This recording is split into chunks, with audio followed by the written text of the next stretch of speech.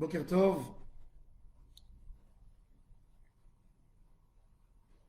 Yitro, quand il vient rejoindre Am Israël, il vient rejoindre Moshe Rabbeinu alav shalom,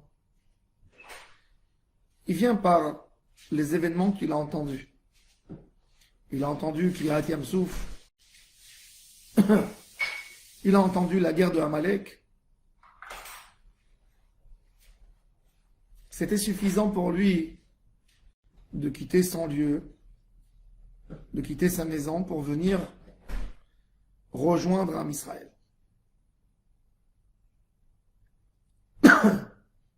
Et quand il vient, il rencontre Moshe Rabbeinu. Moshe lui raconte tout ce qui s'est passé. Lui raconte au détail. Et Yitro, ce qu'on dit à la chair de poule, quand il entend, comme c'est profond, ce que Akadosh Baruch Hu fait, il voit lui qui était conseiller de Pharaon, il voit comment Akadosh Baruch Hu a puni Paro, Pharaon, sur ce qu'il a fait à Israël, comment il les a amenés tous, Paro et son armée, dans l'eau, quand ils ont, c'était la vengeance d'Akadosh Baruch Hu. Eux, ils ont jeté les enfants d'Israël au Nil. Ils seront jetés dans l'eau. Et Yitro décide de sacrifier des sacrifices pour Hachem. Vaikach Yitro choten Moshe Ola uzbachim l'Elohim. Rashi nous dit Ola, c'est des sacrifices qui sont dans le feu complètement. Toute l'intégralité du sacrifice est brûlée pour Hachem. Et Zevachim, c'est chez Lamim. On partage, il y a une partie pour Hachem, une partie pour le Kohen, et une partie pour celui qui a sacrifié. Aaron et toute l'assemblée d'Israël, les vieux, viennent manger avec Yitro du pain. La Torah nous dit Ola, Zevachim et Lechem. Le pain que Yitro a fait, c'était pas la manne. Vous ne pouvez pas avoir de la manne puisque la manne tombait dans chaque tente, d'après la quantité qu'il fallait pour les gens qui habitent là-bas, comme qui est écrit dans Parashat Beshalach.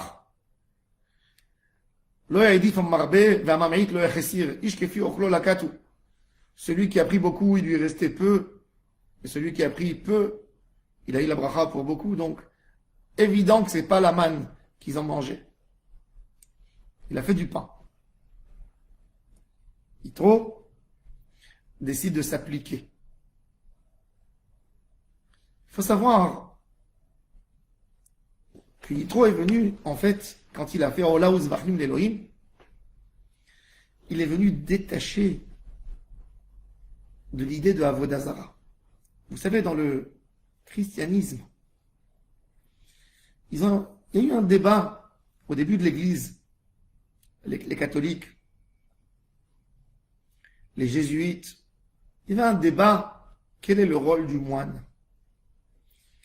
Est-ce que le moine sera un exemple de quelqu'un qui va tout quitter pour Hachem? Il fera rien de ce que les hommes dans le monde font, ou il vivra comme tout le monde et il servira comme exemple de ce qu'il faut faire. Malheureusement, ils ont décidé qu'il fallait tout quitter. On ne peut pas se marier, pas faire des enfants. Et ils ont transgressé la première loi d'Akadosh Baruch Hu de se multiplier dans le monde, d'avoir des enfants. Même Moshe Rabbeinu alav shalom a eu des enfants. Vous êtes mieux que Moshe Rabbeinu. Vous êtes mieux qu'Avraham Avinu, premier croyant. Cette idée, c'était une idée des moines à l'époque.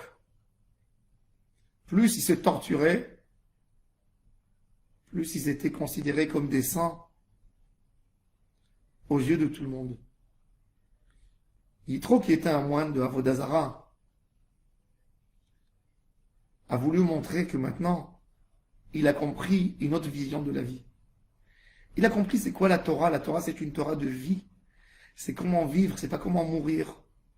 Comment se priver, comment se torturer. Alors évidemment que la place principale dans l'esprit de l'homme, c'est Hachem. Donc il amène Ola. Il sacrifie Ola l'Elohim. Un sacrifice que dans son intégralité, il est brûlé pour Hachem.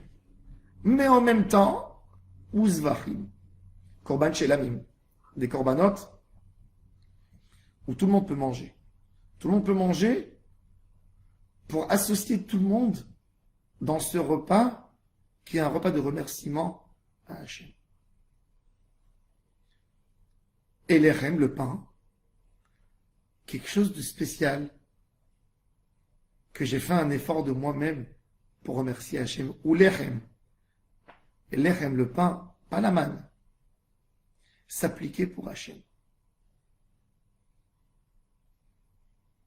Un homme qui a compris c'est quoi la notion de s'appliquer pour Hachem, même s'il fait un repas copieux, très très bon, des délices, ça reste pour Hachem. Il mange, et il fait une mitzvah. Il mange, et il fait une mitzvah, une grande mitzvah. Et ça, c'est les Chol Lechem im Choten Moshe Lifnei Elohim. Aaron à Cohen, c'était des gens nobles, des gens qui ne mangent pas à toute occasion. La Mishnah, elle dit,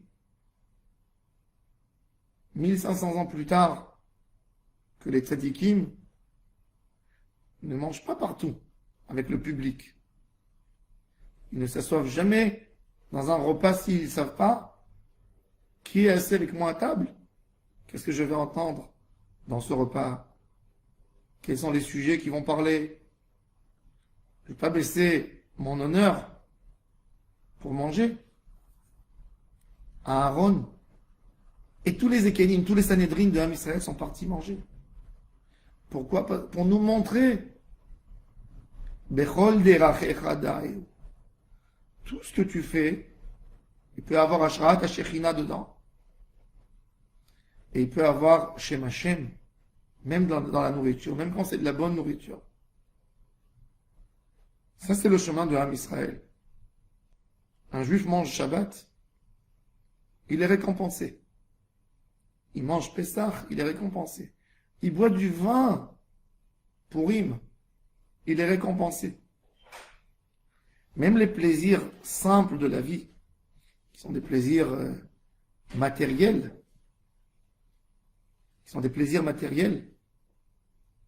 la Torah leur accorde une grande, grande importance. Et c'est ce que la Torah nous raconte avec Yitro, Choten Moshe, qui a amené à Ola Uzvachim l'Elohim, qui a amené des Zvachim Korban Shlamim. Et même Aaron à Cohen vient manger de ce plat. Sanctifier, accorder de l'importance, et lier tout à sa racine, lier tout à Hashem Yitbarach. C'est ça le rôle du juif dans le Olam Hazé. Yitro l'a très bien fait, il a très bien enseigné. Il a compris que d'être moine, c'est pas d'être détaché de tout. C'est d'amener Hashem dans tout ce qu'il y a dans le monde. C'est de lier à Kadosh Baruch Hu avec chaque chose qu'on fait dans la vie. Ça, c'est la Avodat Hashem. C'est le désir, c'est ce que Kadosh Baruch Hu veut de nous. Chez Nizke, lié à Kadosh Baruch Hu dans chaque chose qu'on fait. D'amener la Shekhinah dans chaque chose. Bechol derachecha da'eu, bechol ma'asecha, iyu leshem shamayim. Amen. Ken yiratzon.